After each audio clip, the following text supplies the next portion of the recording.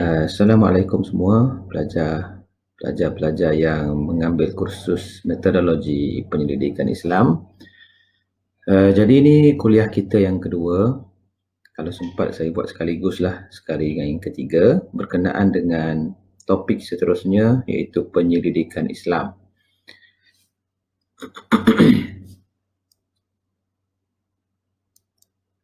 Baik. Jadi kalau kita sebut penyelidikan Islam tu, maknanya kita bagi sifat kepada penyelidikan dengan Islam, maknanya dia ada penyelidikan yang bukan Islam. Maknanya penyelidikan yang tak mengikut kerangka ataupun karakteristik prinsip-prinsip yang telah digariskan oleh Islam. Jadi kalau kita lihat, dia ada penyelidikan Islam, dia ada penyelidikan yang kita biasa guna, penyelidikan Barat lah. Maknanya mereka menggunakan world view kerangka Barat. Jadi apa yang membezakan penyelidikan ini sehingga boleh dikelaskan sebagai penyelidikan Islam dan penyelidikan bukan Islam ataupun penyelidikan Barat? Baik. Okay. Penyelidikan Islam ni dia God oriented kan, dia centered ataupun dia berpusatkan kepada Tuhan, berpusatkan kepada agama, berpusatkan kepada Allah Subhanahu Wa Taala.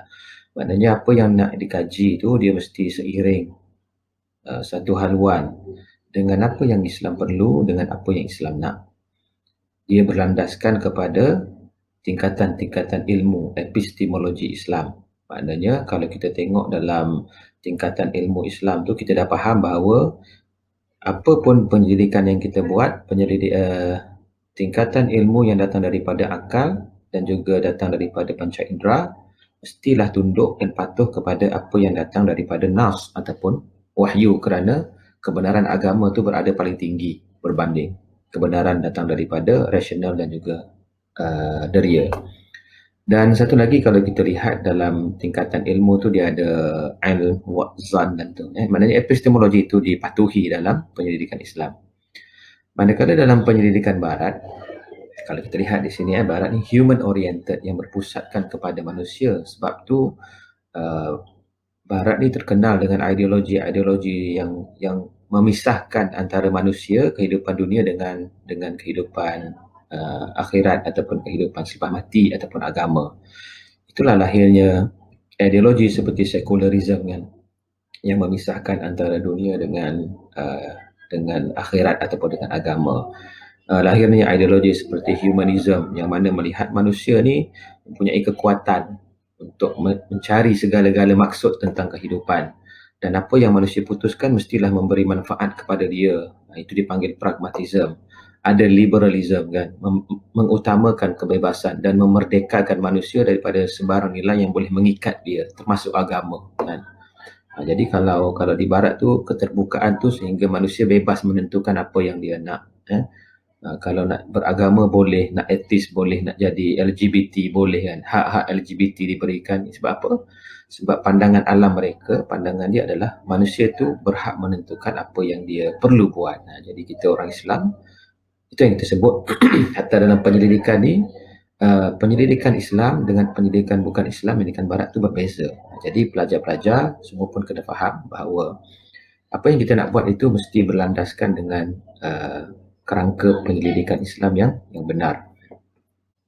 Penyelidikan Islam.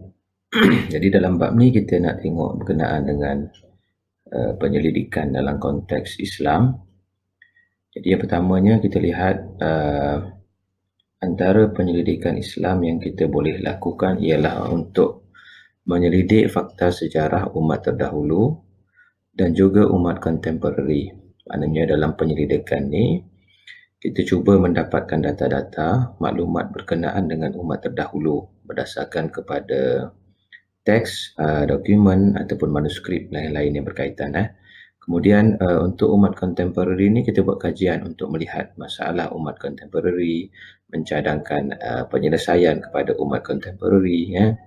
Jadi itu antara kajian yang boleh dilakukan dalam penyelidikan Islam. Jadi kajian seperti ini dalam tradisi Islam lebih dikenali sebagai kajian berbentuk naqliyah. Maknanya kita nakal kajian persejarahan dan etnografi Maknanya berdasarkan maklumat, berdasarkan teks, berdasarkan data, kita hurai ya. Itu dinamakan kajian naqliyah dalam Islam.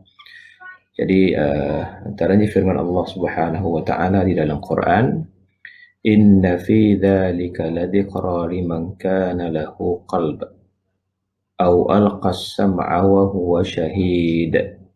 Sesungguhnya keterangan-keterangan dan peristiwa-peristiwa yang tersebut itu tidak syak lagi mengandungi pengajaran bagi sesiapa yang mempunyai hati, yakni yang sedar pada membacanya kan. Itu disebut liman kana lahu qalb. Maknanya orang yang memerhati, yang menyelidiki, jadi dia akan dapat pengajaran daripada peristiwa-peristiwa yang berlaku. Itulah juga tujuan bila penyelidikan dilakukan. Selain daripada untuk menjelaskan fenomena, ia juga memberikan kita pengajaran untuk kita ambil setiap langkah dalam menghadapi masa depan lah untuk kita mengatur langkah untuk menghadapi situasi yang sama ataupun cabaran yang sama di masa hadapan. Atau yang menggunakan pendengarannya dengan bersungguh-sungguh, au alqas sam'a wa huwa syahidan, maknanya menumpukan hati dan fikiran kepadanya. Jadi itulah antara penyelidikan Islam yang kita boleh lakukan. Kemudian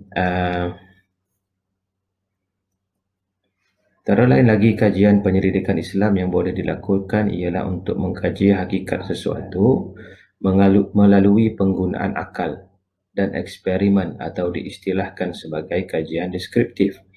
Maknanya dalam Islam ni, walaupun kita mengakui bahawa Al-Quran ataupun hadis berada pada kedudukannya yang tinggi, tetapi Islam tidak pernah menafikan penggunaan akal manusia dan juga eksperimen, iaitu deria mereka untuk mendapatkan atau untuk menghasilkan sesuatu kajian yang baik, iaitu kajian disebut di sini kajian deskriptif ya.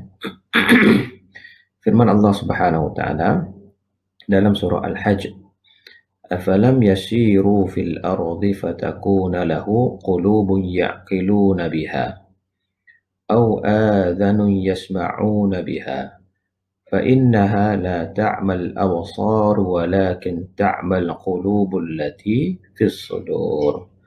Oleh itu, bukankah ada baiknya mereka mengembara di muka bumi?